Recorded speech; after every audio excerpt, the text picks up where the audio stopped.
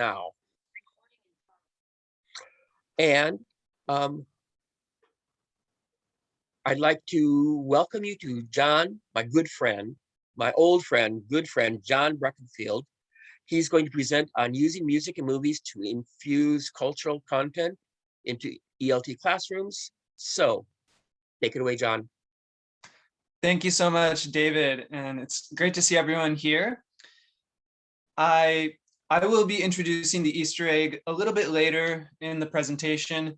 Through my slideshow, you will see 20 movie posters, so don't think about those. I'll put the title of the movie into our chat.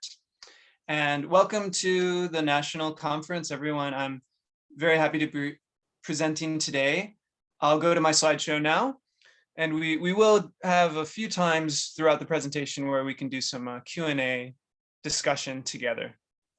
Here's my presentation title, Using Music and Movies to Infuse Cultural Content into ELT Classrooms. And I'm John Breckenfeld. I work at HUFS, which is Hanguk University of Foreign Studies in Seoul. So I'm going to talk about the why, the how, the what, and the why again, regarding music and using music with my students in our classrooms together. There will be, there will be a few times when we can break out into breakout rooms if that's better, maybe a few rooms, and also have a whole group discussion in the main session. The why, so why use music and movies in ELT? And I'm going to introduce a couple hypotheses of Stephen Krashen's. The comprehension hypothesis is focused more on text and input. And Krashen argues if students have the right input through text, through reading or hearing stories read to them, they can acquire the most language. But it has to be the right level, like the Goldilocks. It can't be too difficult or too easy. It has to be just right. And it can be the most effective method for language acquisition. The compelling input hypothesis sort of expands this view and says, if the content is compelling enough and good enough, students will acquire language without giving conscious effort. It is automatic, and the motivation factor just sort of takes care of itself because the content is so good. For me, this singer, it represents the epitome of compelling content for Korean art and music. You may know who he is, Kim Kwang-suk. Through his music, I've been able to connect with my family, my Korean family, friends, and my local community. And it's been, his songs have helped me create bridges between like the cultural divide for me as a visitor in the host country. So if students could feel a small fraction of the benefits I've received from his music through the music that we use in our classes, I would consider that a huge success. So this is a lot about cultural exposure through the content and students' interaction with music. So some audience questions right from the start. And I think with 13 of us, or 12 attendees, maybe a few breakout rooms would be a little more effective. I will copy these questions and put them into the Zoom chat as well. And so you can just quickly discuss among yourselves the purposes why you have used music. And let me share those questions again right here.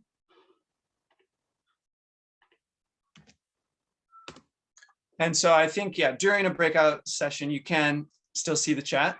And so how about 4 people per room? Does that sound good?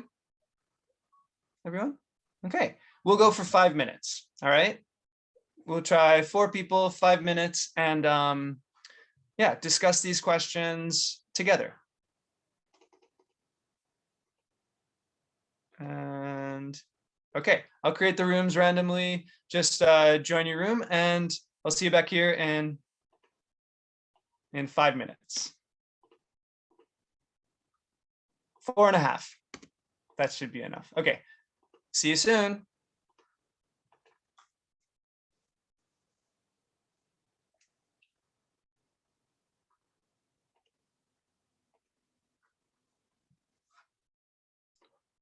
Okay, great. Thanks again, David. I'll add, and Roxy, I'll add you to a room 3.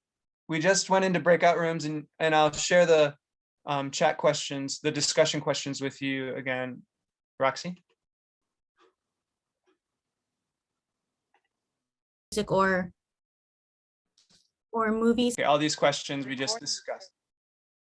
Next, so the how. 3 different contexts. First was a few years ago, I had a whole course, spring semester, I taught it twice, which was great. The second time to improve the course. All I received was the course title, Western Culture Through 20th Century Music.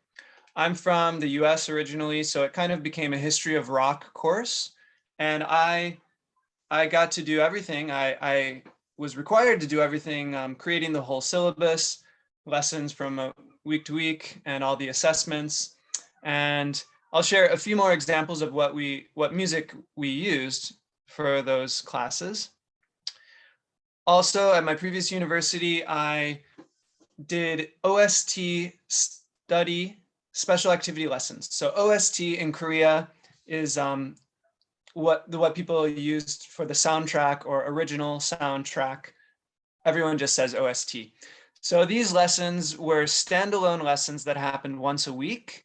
They're 50 minutes a lesson, and I would select one movie and we'd play a few songs from that movie and analyze the songs and discuss the story in connection to the featured songs that we watched on the screen.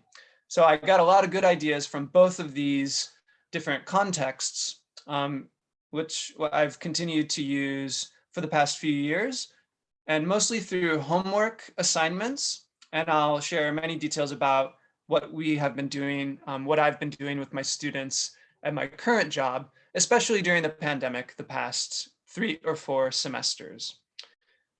So the how, again, I had full autonomy at my previous job with the full semester course and the individual special activity lessons to create everything, everything we were doing for the lesson and for the whole syllabus.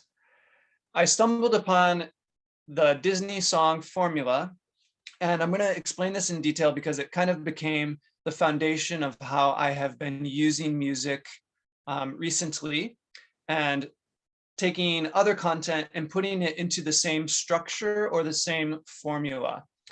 So, for example, I would take 3 films and we'd select songs from these films and put them into categories based on this formula. And I teach college students. This is one of the most popular units or themes, because the Disney movies, these are nostalgia for them from elementary, middle, or high school. Even though they're young adults, they still really like this content. So here are the song types and categories. And for each one, I'll quickly discuss the 3 films you see on the left side of the screen. So the opening song or narration is when the screen is dark blue, it's the White Castle and the shooting star goes across. The start of the movie, there's some kind of song that goes into the beginning. Everyday life song, this gives us the who and the where, like the characters and their place, the setting of the story. So Frozen 1, that one was Time to Open the Gates, First Time in Forever, sung by Anna mostly. Moana is Where You Are. And then Frozen 2, Some Things Never Change. So I think these songs are very effective. We know who the characters are. We know where they live, who their family members are, or their community, their tribe, etc. Next, the Angst, I Want More, song 3, category 3. This is the most important song of the movie, near the end of Act 1 of the film. So Frozen 1, Let It Go. And also when Anna is singing First Time in Forever, that's a little bit of the angst song as well. Moana is How Far I'll Go. Frozen 2 is Into the Unknown. So this gives us the why of the movie. It tells us the purpose. The heroine or the hero is going to embark on a journey. And this song tells us why. So the friend or mentor song, after they go on their journey, they have some issues. They're maybe alone, and then suddenly a friend appears to lighten the mood of the film and sings a happy song like Summer, Olaf, and You're Welcome, sung by Maui, and then When I Get Older by Olaf again. Olaf's songs are okay. I don't think they're great, but Maui's song is really fun. I think that one's very effective right when we see him and he sings You're Welcome to Moana. The love song and villain song together. So Hans and Anna sing a duet, Love is an Open Door. This one is interesting because it's also a villain song. Hans is the 13th brother, and in order to gain power, he needs to marry into a royal family. So we don't know at the time, but he's, it is subversively a villain song. Moana does not have a love song.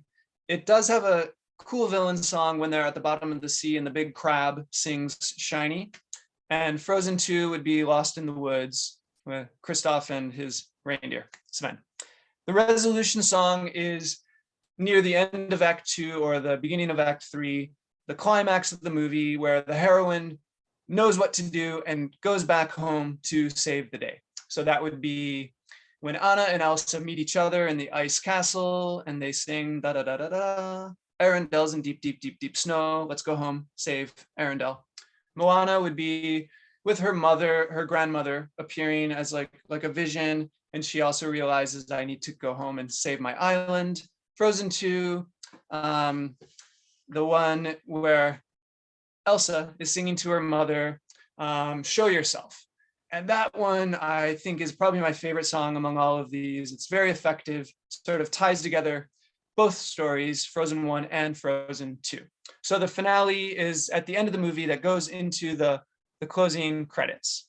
All right, so I explained in great detail there because that is the structure I have used when I share music content with my students. It's definitely not only Disney songs that we use, but I take that kind of structure where there are 6 or 7 categories, 3 songs per category, and the students are exposed to the content in that way. And I'll show you specifically what other content I use as well in a few minutes. So back to the slideshow to explain my approach a little bit more. I choose a theme. I choose the categories, create the categories, and then select 3 songs per movie to put into the categories. And typically also it will be 3 movies. So in the end, that is 18 to 21 songs that the students are exposed to in one assignment. They do recently, what my students have been doing is a few homework submissions. They have a list of options of different content they can choose from, which I will show you in 2 minutes. They listen to 3 songs per category, and then they do a comparative analysis. So they select their favorite song, and then they write about it and explain why.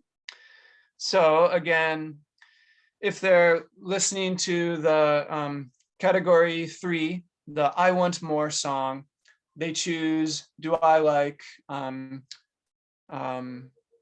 the favorite Frozen one, Let It Go, do I like Moana's song, or do I like Frozen 2, Into the Unknown, right? And then they type a few sentences to tell me why they prefer the song they selected. All right, so back to these questions that we have in the chat already. And let's just stay here for this time in the main session.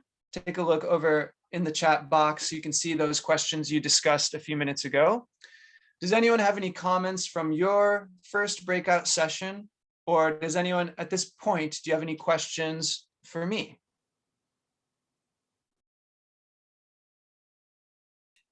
How do you give students access to the songs? Okay, good question. So they get a Google form, and the Google form has all the questions and all the spaces where they type their answers, and it has links to all the playlists. So the 7 categories, I use 7 different playlists. And so through Google Forms, they just they can access everything. And so actually that's a good idea. When we do another breakout session, I'll grab an example and I can show you what the students see, what they actually see when they do each assignment. And thank you, Annika. Anyone else? Okay, so good question, Brian. I think I heard you mention this briefly in the breakout session. I really don't focus on the lyrics. Actually, it's kind of more about the story. So what is happening in the movies, and how do these songs, how are they connected to the story development and the character development? And the lyrics are really secondary. The lyrics they may give us insight to what's going on with the story, but we really don't study the lyrics directly and choose their own sets. So good question, Namiko. And I have students talk about the music that they like and discuss recommendations, make recommendations to their little like mini groups. I don't have them select songs specifically and submit anything as like an assignment with their songs. Okay, so if students haven't seen the movies or know the songs, so the goal is that through watching the videos, and also the assignment, so per category, they open up a playlist and they watch 3 videos. And often, because they are OST focused, it shows you what's going on like from the movie, like the actual part of the movie. So step by step, as they go through the categories, they should have a good understanding of the story. And they look at the movie trailers as well. So in class, I would have all 3 trailers, which are typically 2 minutes each. So they'd watch the 3 movie trailers and get a good feel of a summary of the story and discuss the movies together as well before they go into the full assignment, which has 21 songs from 3 different movies. So let's go changing the lyric.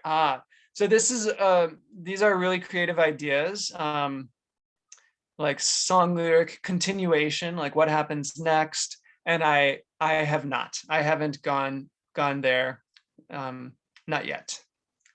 So let's go back to the slideshow and I'll show you other examples. So besides Disney, it's definitely not only Disney videos and songs that we use. So the what?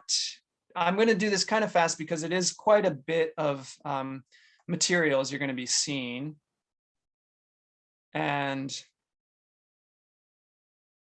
I think I forgot to say the code. There's a code for when I'm going to put the Easter egg into the chat, and the code is hot sauce. So when you hear hot sauce, then look in the chat and I will add the Easter egg film title in a few minutes. Okay, so back to the different content we have used. These are the options A through E. Option F, that was sort of a makeup assignment. What I have used for the past 3 or 4 semesters. Below, I'll show a few examples from my previous job. So again, these are the Disney song formula, which we discussed in depth. These 3 films, anyone, you can turn your microphone on. Do you know what they have in common? Do you know these movies? I know one of them. Isn't it about like, I think thing they have in common is like songwriting or song creation or being musicians. Exactly. Yeah, they do. They're about bands. And they also, the director. It's the same director, John Carney Films. Oh. And John Carney, 30 years ago, was a musician, had in some bands, and now he's a filmmaker. And so his movies are typically about music and about artists and bands and the kind of the development. So you're right. It's the singer-songwriter meets a piano player, and it's a bit of a love story. And then the movie producer from Begin Again and the female singer getting started after she was dumped by Adam Levine. And then the high school story, which is also kind of a love story and student band.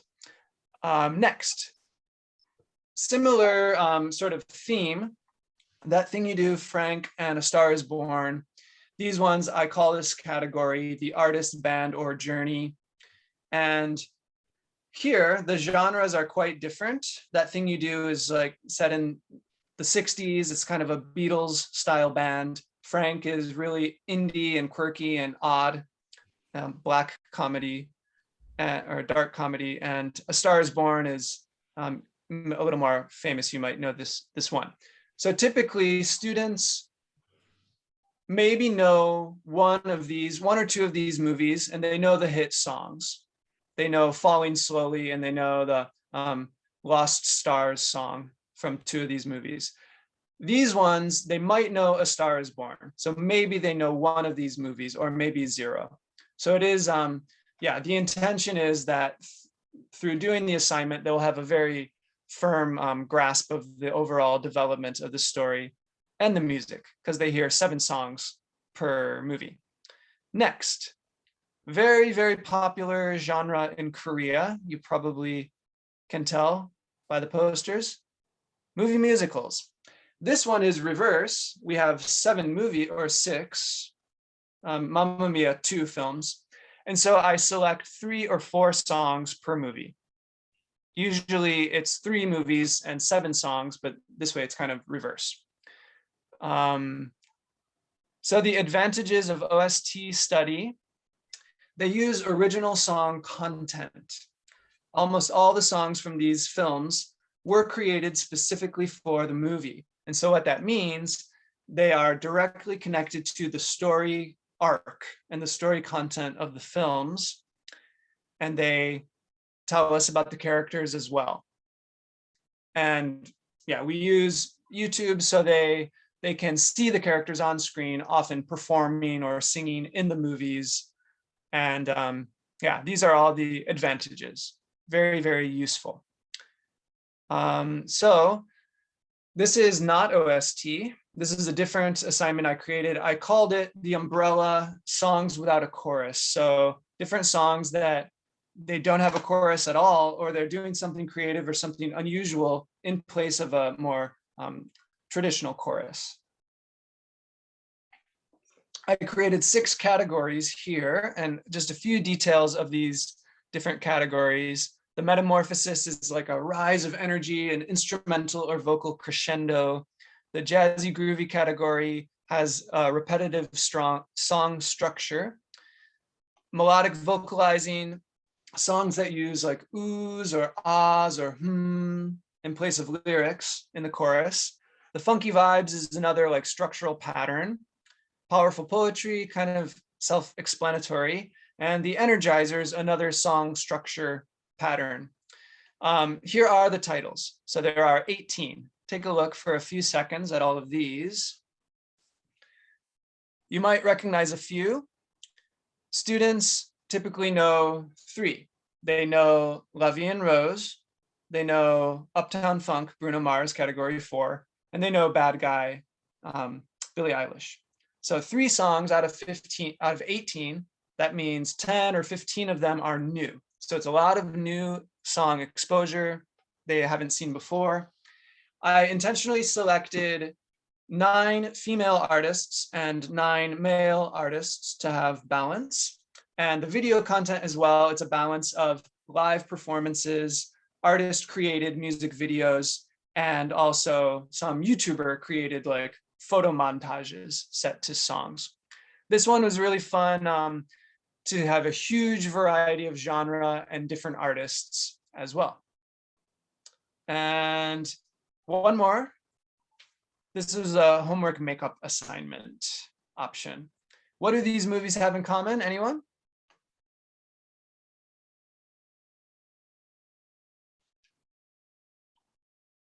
the music, think about the music. It's all done by John Williams. Maybe the chat, somebody typed that. The John Williams score.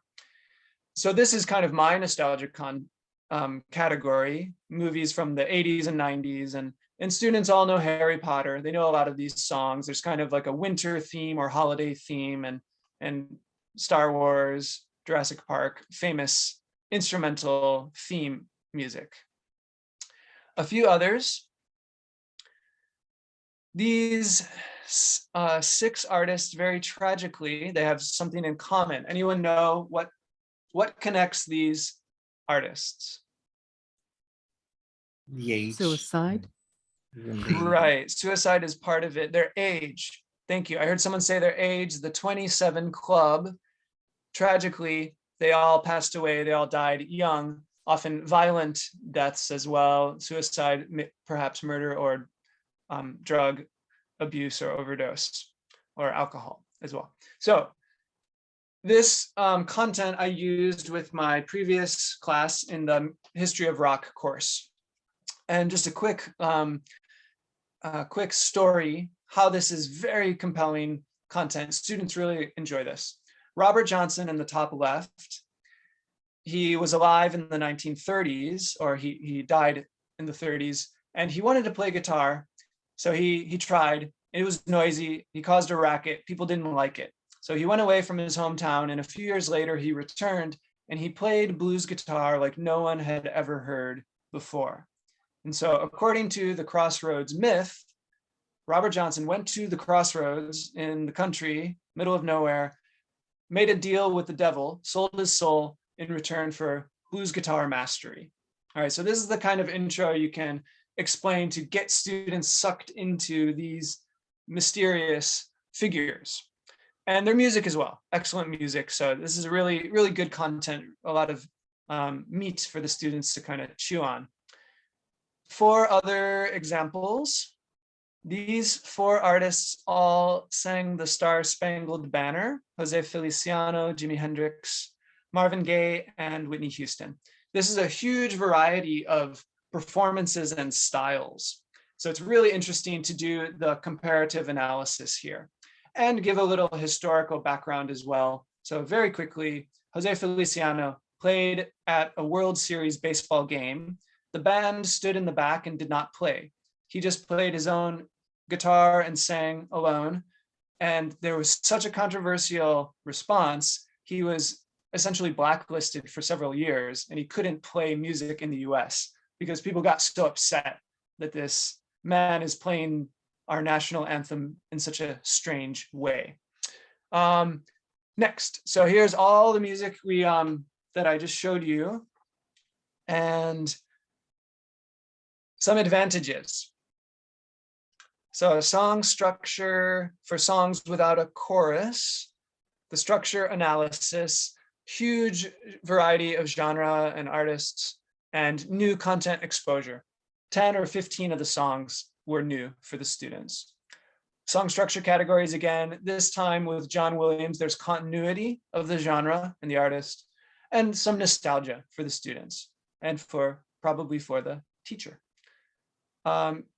These 2, some historical and cultural analysis as well, historical context, and a wide variety of style and genre and artists. And for the future, I'm interested in using music from Wes Anderson's films. One artist he collaborates with is Mark Mothersbaugh. I haven't figured out how to put it together yet. Song sampling from the 70s into across 4 decades or so, genre focus, or cover songs as well. These are just a couple ideas I'm curious and trying to develop maybe for next year. Some questions, and oh no, what's happening to my screen? I'm getting hungry. I want to make some chicken with some Louisiana hot sauce. And so it's time for the egg. Take a look. Let's think about some questions. We can do a little more discussion now. And there's a little bit more I can show you in the slideshow as well. But before I go back to the slideshow, let me see. I think maybe I changed the questions. Yes, I did. So let me show you the new questions.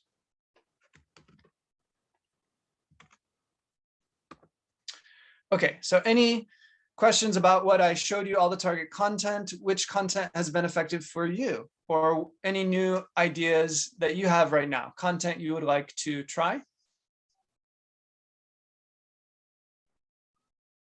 And we can talk all together here, or would it be more helpful to go back and do one more breakout session? What do you think? Any preference? I think here is fine. Here's okay. Okay. So let's do a little Q&A for a few minutes, and then if there's time, I'll go back and show you a couple more slides.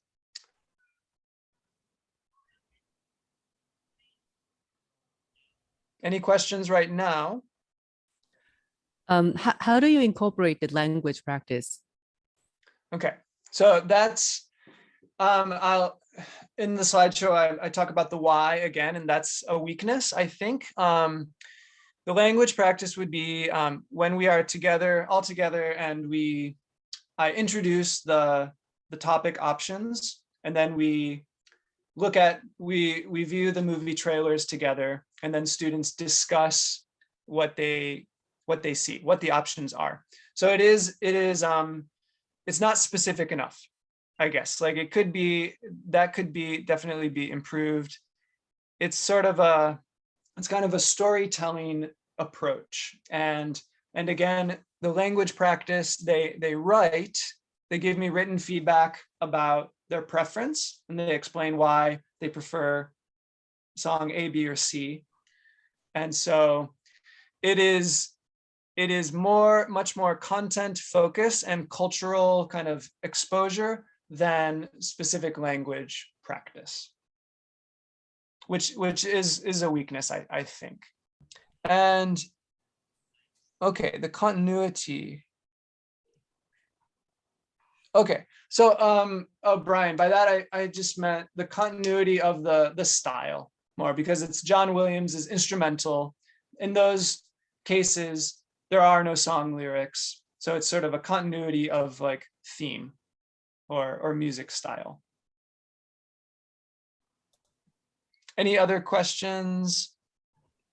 Okay, build discussion with students. So Chris's question, a lot of them, they do, or the main assignment has been homework, so they do it alone, the bulk of it.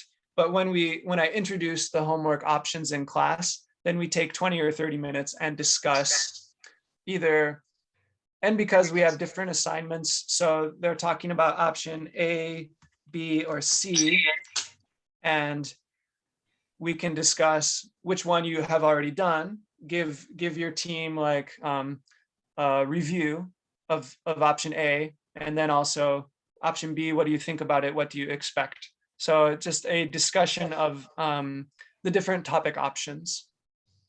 John, Namiko has a question. Yes, thank you. Namiko. Hi, John. I was wondering, especially because, these days we talk a lot about diversity and inclusion.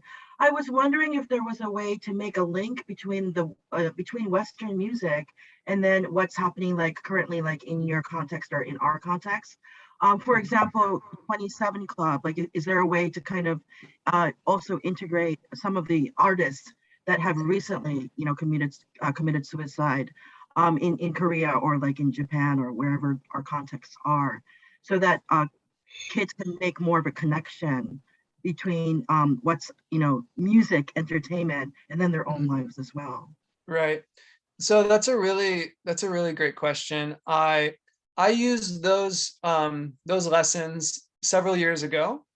And so at that time things were kind of new for me. I think I would be interested in revisiting the theme, the group, the 27 Club, and then making the contemporary connections. I think that's a great idea, but I haven't done too much with it. John? Yes.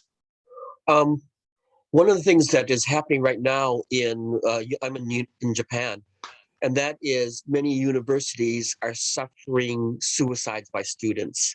Mm-hmm. So this is a really a really very sensitive, delicate topic. So it really needs to Right. be approached very carefully, if at all. Yes.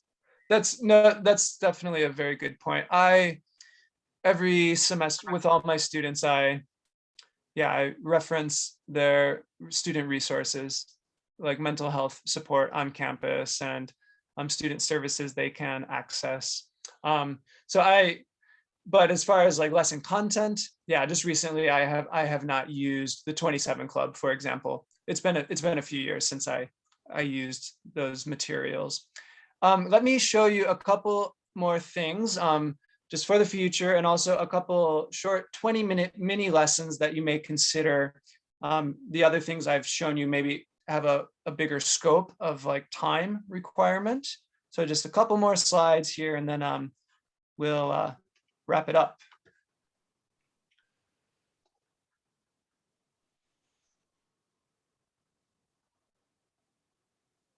Okay, so the why, moving forward, I really want to have a better understanding myself. What are the language goals? Make sure students know as well, what are the concrete outcomes and takeaways from interacting with the content? More student discussion, more academic research. So the crash-in hypotheses have been kind of my bread and butter, and there must be a lot more out there I could learn from. A few mini lesson teasers. So the two photos on the bottom are the same man. And what do these two artists have in common? The song is Their Life on Mars. And it's David Bowie's original song, 1977, I believe. On the bottom right, on the right side, the singer So George played this song in a film. And then on the left is his live performance 5 years ago. And so through this song, I show them the Bowie video, and they discuss, what do you think? What do you remember? Just simple like initial reaction questions. Then they hear So George playing 5 years ago. He's playing alone.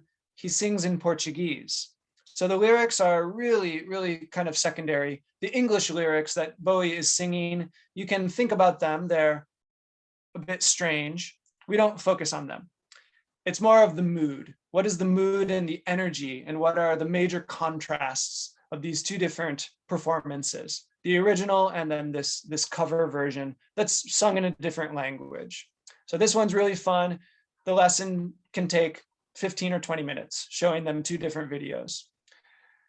Next, so this is I call it song-inspired animation. Several years ago, I was in Los Angeles teaching 4th grade elementary school. I played the song Time by Pink Floyd, which is about 7 minutes. I think we came in after recess or something. I'm like, let's just relax. You can close your eyes and listen to the song. Then I pass out a sheet of paper and I play the song again, and I instruct them. So draw a story. What's going on in your imagination when you hear this song? A single page. And the students were very creative. They liked drawing a lot. And so they drew these amazing pictures. After they have the product, then you can put them in pairs or in groups of 3. Let's talk about your story. Tell each other the story, ask each other questions. So it was a really fun activity I did several years ago. I modified it 3 years ago with a 3rd grade class in Korea. There are 6 pictures here. I think I selected 4 of these songs. Similar thing, these are instrumental. So I would only play 1 or 2 minutes, the beginning of the song. Then I had a sheet of paper folded into quadrants, pass out the sheet of paper and say, here is song A. Play 2 minutes again and they draw a picture. Song B, and they listen, they draw a picture. So by the end of this one, they have 4 different stories on 1 page. And 3rd grade students, their language level, elementary students, their language level is not super high, but it's really fun to do. And we can point at the pictures, talk about them, have a discussion, and ask each other questions based on the drawings they produced. So these again can take 20 minutes, these types of lessons. More Q&A if there are any questions, and I'll add my email here into the chat. So if you would like to receive any of the materials, I'll share the slideshow with you as well. I'll share that in the Zoom chat. So here's my email. Please later copy it, send me a message later if you have any questions for me. Let me share the slideshow as well. Please wait just a few seconds.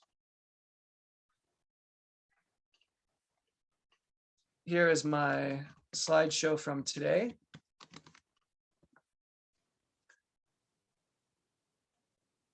Okay, and oh, one minute. So Chris responds toward. So the OST assignments, because sometimes they know the movie already, they know the story. There's a famous singer like Adam Levine who they like. They have a little bit of familiarity with it, but then there's a lot of new exposure as well. So I think using the OST structure and storytelling through the film development, the story arc, the character development, that's a really convenient way, an effective way to combine music for the students, I think. And oh yes, please go ahead and add the slideshow to Discord, Annika. And I think we're out of time. So yeah, we can continue the discussion in Discord as well, or send me an email if you have any specific questions. Thank you so much. Thank you. And John, thank you. And everybody, could you please unmute your microphones?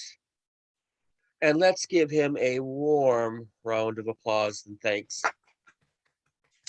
Thank you. Thank you for attending. I'll see you around at other sessions. And if you want to continue with talking with John, you can talk with him throughout the day, but you can also go to Discord to one of the voice channels and find him, and he'll be able to talk with you if you're interested. Thank you very much. Great. And the recording is now.